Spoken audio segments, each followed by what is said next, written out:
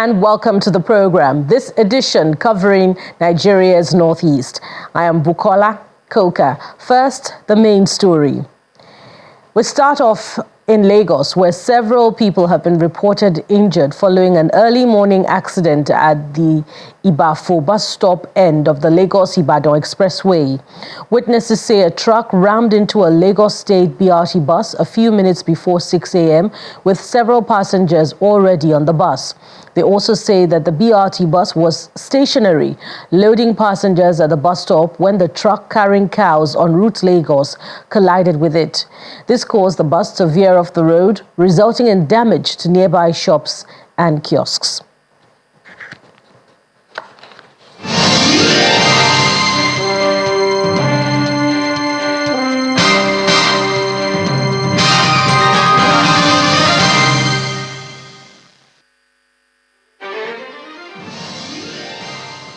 Governors of the Northeast have expressed concern over the neglect of the region in the allocation of federal government capital projects, particularly the poor state of roads and rail infrastructure along the economic corridors that link the region to the rest of the country.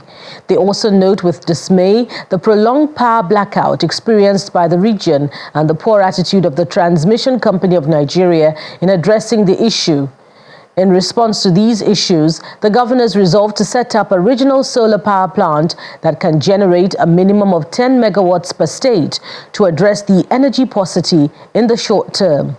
These were some key resolutions contained in a communique issued at the end of the closed session of the 10th Northeast Governors Forum in Bauchi State. Following the decisions of the forum at the 8th meeting in Maiduguri, the trade fair is an important tool for promoting regional commerce, opening the region to investors, and above all, a proof that the decision, once agreed by the forum, can be translated into action. Forum notes with dismay the blackout experienced by the region over the last 1 month and the nonchalant attitude exhibited by the TSL in addressing this issue of national importance for the security and development of the country. Forum is watching keenly the commitment made by this TCN to restore power to all the states of the region by the 27th of May this year. Accordingly, the Forum urged the federal government to direct TCN to take immediate action. The Forum has resolved in the short time to set up a solar power plant that can generate a minimum of 10 megawatts per state. Forum therefore calls on the Minister of Power and indeed the federal government as a matter of urgency to implement the extension of the 330 kVA transmission line from Makodi to Gasol, Jalingo, linking to Adamawa, Gombe, Bauchi, and extension of the 330 kVA line from Kano, Bauchi, Yobe, linking to Borno. In the Northeast, member states resolved to continue to invest in agriculture value chain, and encourage the transformation of subsistence farming into SMEs. Forum reaffirmed its commitment to strengthening the partnership of member states with UNICEF on investing in sustainability for improved water and sanitation coverage, WASH, in the region. During their deliberations, the governors re-emphasized the importance of reviving the economic potentials of the region and the strategies that must be put in place to improve the economy and standard of living for their people. In their opening speeches, the forum's chairman, Governor Babagana Zulum of Borno State, and the host, Governor Bala Mohammed, emphasized the need for the region to join forces in their effort to improve the lives of their people.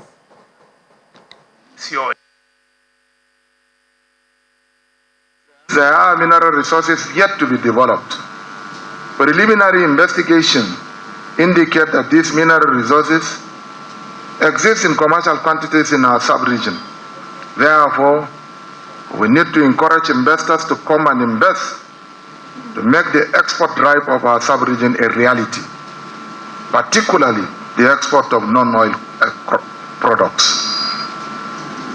In line with our policies and programs to tackle the rising costs of food in our region, we need to have focus in making our sub-region self-reliant to such occasional problems. We must always seek to maintain a healthy balance between short-term relief and medium and long goals of our own policy. Consequently, we need to have a complete plan to return the railway in our sub-region. It involves a new plan that will serve the integrated agricultural and transportation requirement of the whole sub-region.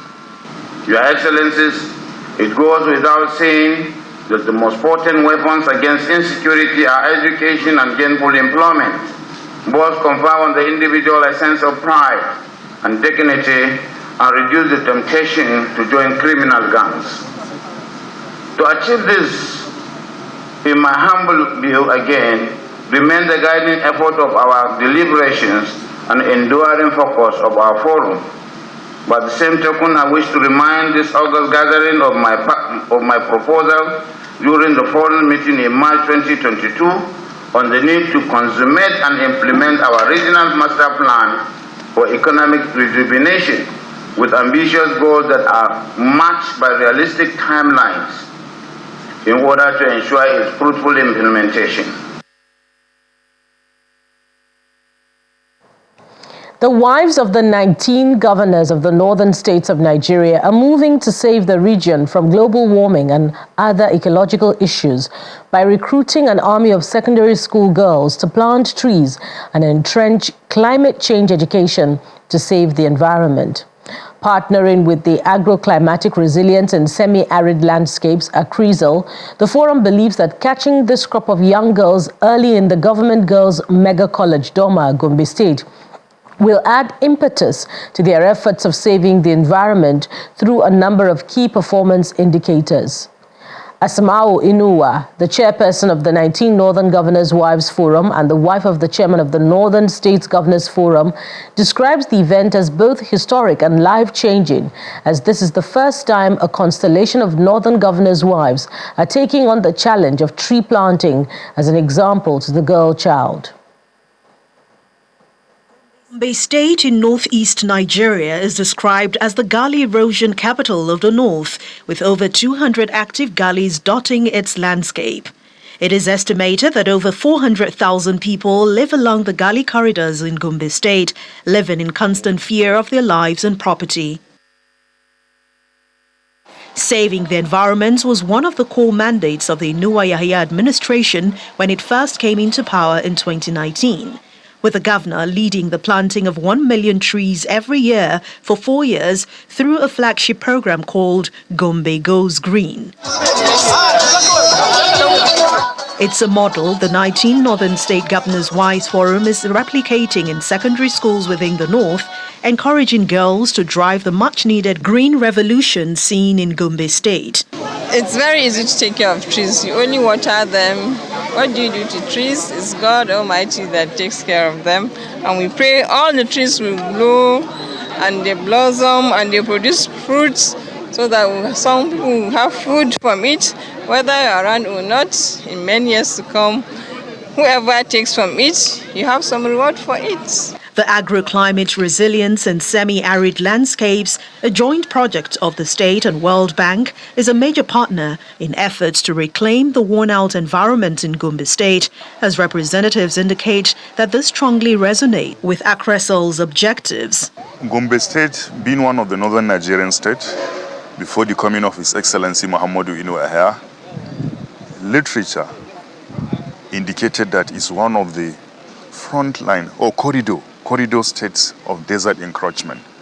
But glory be to Almighty, with the support He has been giving us as a project since the inception of His administration, and with the flagship project He initiated, Tag Gombe Goes Green, a lot of successes have been recorded in that regard. You recall that particular 3G project has kept promised of planting not less than 1 million trees per annum. So I'm happy to inform you a lot has been done in that regard. A lot of shelter belts mini woodlot plantation, roadside plantation, to change the narrative. And glory be to Almighty now, with the support of AgriSel and other related partners that are working in the area of tree planting, we are today being among the states that cannot be endangered much with desert encroachment. While sharing her excitement over the exemplary gesture displayed by the Northern Governor's wives, the Commissioner for Education says her ministry has since introduced climate change education in secondary schools. These girls you are seeing are members of the Young Foresters Club, they are members of the Globe Club, they are members of the Climate Change Club. So already they are grounded in these skills. So they are more than excited for us to carry them to another level, because this is another level. You see, the wives of governors are role models. So who is a better role model to plant a tree than the wives of the governors? So if the wives of the governors can plant trees, we are very excited. They are planting trees for our girls. The girls are going to nurture these trees with all their heart, with all the excitement you can. And if they're graduating, they're handing it over. Schoolgirls turned young foresters watch as each First Lady plants a tree, inspired to share in the unique experience of saving the environment. Incoming is going to encourage us in a way because they're influential people. So when we see influential people doing this, also we'll be encouraged so that we'll do this, and it will give us motivation to do it even when we are out of school, knowing the importance of trees also. Warming can cause many diseases such as skin cancer, eye catchers, many diseases, and its comfortability is also a disease. So with the planting of these trees, it helps to fight it. So really, I will really encourage my people, even people around me, to always plant trees. The 19 Northern Governors' wives and AgriSel are confident that the Safe Environment Project will not only be a rallying point for the North, but a turning point for a healthier environment for food production and other human activities. Welcome back. Joining us on the program now is AgriSel's project coordinator in Gombe State, Mr. Sani Jauro. Good afternoon and welcome to the program.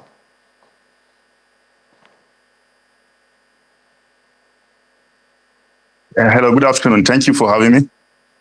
Thank you for joining us. AgriSel, by the way, is the Agro-Climate Resilience and Semi-Arid Landscapes project. So, Mr. Jauro, as we start off, it will be instructive to know, first of all, the impact of the massive tree planting campaign of the Gombe State government on the 400,000, we believe, communities in Gombe State that had been hitherto impacted by gully erosion.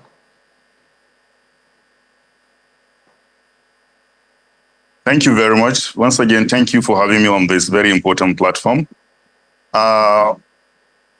Gombe State, under the leadership of His Excellency Muhammadu Yahaya, have done a lot in the area of environmental restoration. Immediately after he was sworn in as the governor of Gombe State in 2019, one of the projects he put as a priority after assuming the leadership of the state was the launching of Gombe Goes Green, a flagship project that intend to plant rigorously trees across the state by way of establishing woodlot plantation, shelter belt, roadside plantation across the 11 LTS of the state. So His Excellency, under that particular project, he has done a lot in that regard by way of seeing how he can resuscitate a lot of investment that are known to be in abundance in Gombe State. Historically, Gombe is known to be housing the famous Kanao forest. This is a forest reserve of northern Nigeria and a lot of other gazetted forest reserves numbering more than 30.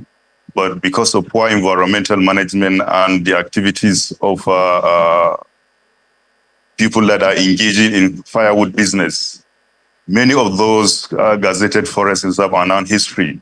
So through this particular kind of effort with the support of our project, His Excellency have so far in the 4 years of the first tenure of his administration succeeded in reclaiming a lot of areas that were degraded as a result of the activities of cutting down of trees indiscriminately. So with the coming of AgriSel project, Agro-Climatic Resilience in Semi-Arid Landscapes, which is a World Bank donor-supported project that is being implemented across the 19 northern Nigerian states and the FCT. His Excellency, whom the World Bank is being referred to as Green Governor, is supporting the project in all ramification. That was why the World Bank, in their own wisdom, granted approval for us as a state under ACRICEL to plant not less than 1,500 hectares of land in the first year of the project. Keeping this covenant in mind, that we want to see how we can support the federal government initiative of reclaiming 4 million hectares. So ACRICEL as a project have taken upon itself to reclaim 1 million hectares of land out of what the federal government of Nigeria have committed. And His Excellency Muhammadu Inuwa Haya also promised to be planting trees that are not less than 1 million per annum. So we have been given a lot of areas to do a lot of green investment, part of which are areas that are protected schools, those reserves, institutional planting, and so on and so forth. So we have engaged traditional institutions at the instance of the governor, religious leaders, other opinion leaders, and they have supported the campaign. We have been receiving a lot of requests of different varieties of seedlings.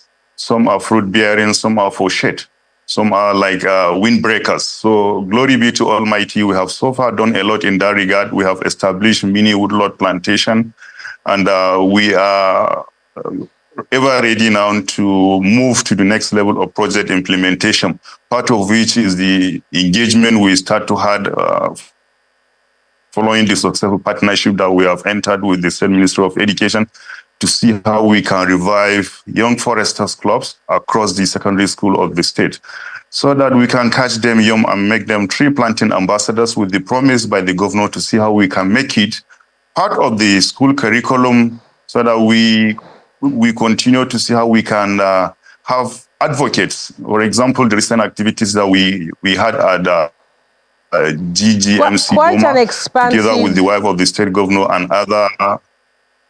Yes, indeed, quite an expansive program, and it appears that it has covered a lot of areas. I needed to know if it had reduced, the impact on communities that had been hitherto ravaged by gully erosion, and if indeed those communities have been redeemed to the extent that the people who lost homes are returning. But we must wrap up the conversation at this point, and thank you very much for your time and contribution on the program, with the hope that we will have time in the future, in the near future, to continue this conversation. Mr. Sani Jauro is the program coordinator, project coordinator for ACRICEL in Gombe State. Thank you very much for your time. Thank you very much, and you're welcome. More stories now. The Yobe State government is set to implement the child protection law that would guarantee the rights of every child in the state. This comes after the bill was assented to by Governor Mai Mala Buni in April 2023. Governor Buni, through his permanent secretary, Ministry of Youth and Sports, disclosed this at a sensitization workshop supported by UNICEF for traditional rulers, prosecutors and security personnel in Damaturu to aid better understanding of the new law. According to a report by the United Nations Children's Fund, 6 out of every 10 children in Nigeria experience some form of violence, with social norms, violent discipline and cultural beliefs used as the main driving force behind child labor and abuse. In April 2023, the Yobe State Governor Mai Mala Buni joined other Nigerian states to sign off on the Child Rights Protection Bill. The law, which has 20 chapters, is aimed at preventing all forms of abuse against children.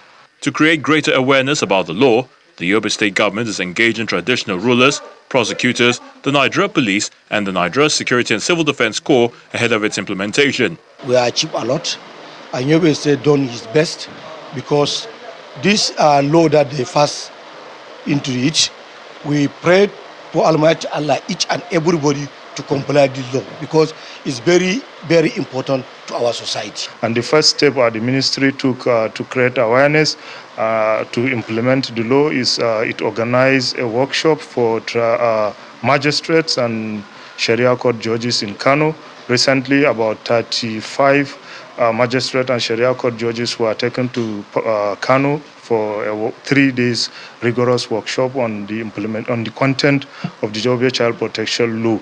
And after that, we also see the need to also call traditional leaders and religious leaders because they are very key in implementation of this law. A legal practitioner gives in-depth explanation on what the law seeks to achieve. Anything that will secure and promote the well-being in the interest of the children in the state is being captured in that law. So the sensitization become very important to various stakeholders, including the prosecutors, the religious and community leaders, so as the sensitization to go down to the grassroots for every persons in the state to know about the law. Even if it is not full knowledge of the law, some part of the law to be well understood by the community become imperative in the state. Other participants say this engagement, which is supported by the United Nations Children's Fund, has opened their minds to the greater good the law is set to achieve. We, the traditional rulers, we have had the trainers, sub-trainers to how to go and have to stay with our people and to gather our people to show them how the consequence and the law that is established to the people that when you take the child and either you take the right of the child and you injure the child, then the law will probably take action on you. There are many abuses on childs, so the law comes in to protect the right of a child, needs of a child, welfare of a child, so that to prevent child abuse. Yobe State in northeast Nigeria is recovering from armed conflict, which has made many children orphans and unable to help themselves. This law seeks to help improve the quality of their lives and a good chance for a better future.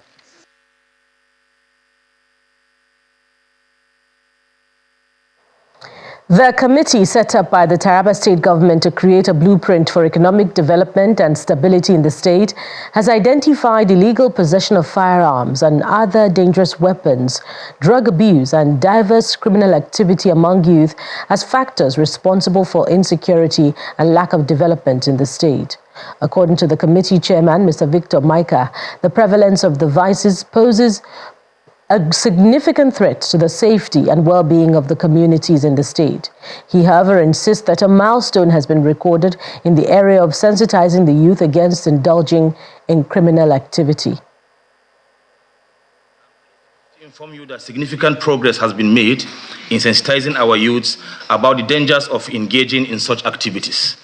Through concerted efforts by the Taraba Youth and Women Mobilization and Awareness Movement Tayawomam and the Autonzaki Global Foundation as a GOV, with various stakeholders and NGOs through the support of the Taraba State Government. We have been able to reach out to youths in cultist temples, brothels, and even shanties housing miscreants behind the cameras to educate them about the consequences of illegal possession of weapons and involvement in criminal activities to shun all form of hoity-toity behaviors devoid of all shenanigans. It is applaudable to see the commitment and dedication of all those involved in this endeavor, from our team to community leaders to grassroots activists. Together, we have been able to make giant strides in sensitizing our youth to make positive choices and become productive members of the society. The governor of Taraba State, Mr. Agbu Kefas, has launched an endowment fund for the development and rebuilding of crisis-rocked communities across the state. The governor, at an event to present the staff of office, the first-class chief of Takum and others, after nearly 3 decades, revealed that the funds would be channeled to revive the local economy through the provision of infrastructure, education and health amenities, and agricultural development.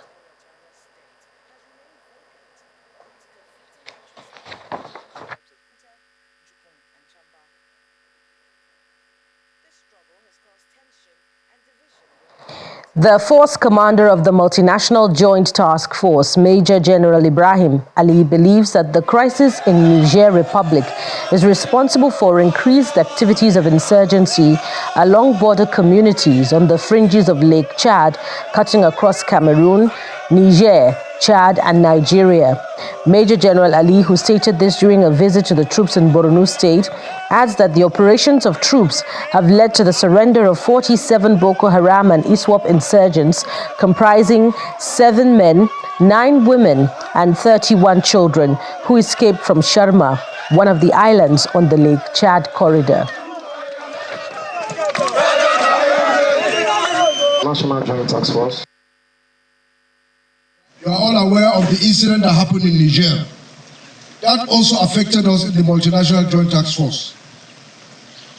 While we are trying to sort out that issue, Boko Haram terrorists were importing more arms and ammunition from Sudan, from Libya, and they were training more of their foot soldiers. And I said, no, we cannot wait and allow them to take us back to where we were some 5, 6, 7 years ago. So we have to clear them before they get strong. So from the intelligence we have been getting, they have been fighting themselves and killing themselves. So we are supposed to follow up and finish them off. In the Chad Basin, that is where they are strong, because we have not been conducting operations into the Lake Chad proper. So all of them run into the Lake Chad and feel they are free. But this time around, it's not going to be like that for them. And that's it on the program for today, and indeed the entire week. Thank you so much for watching. Join us again, same time next week when we'll bring you another round of editions. I am Bukola Koka. Bye for now.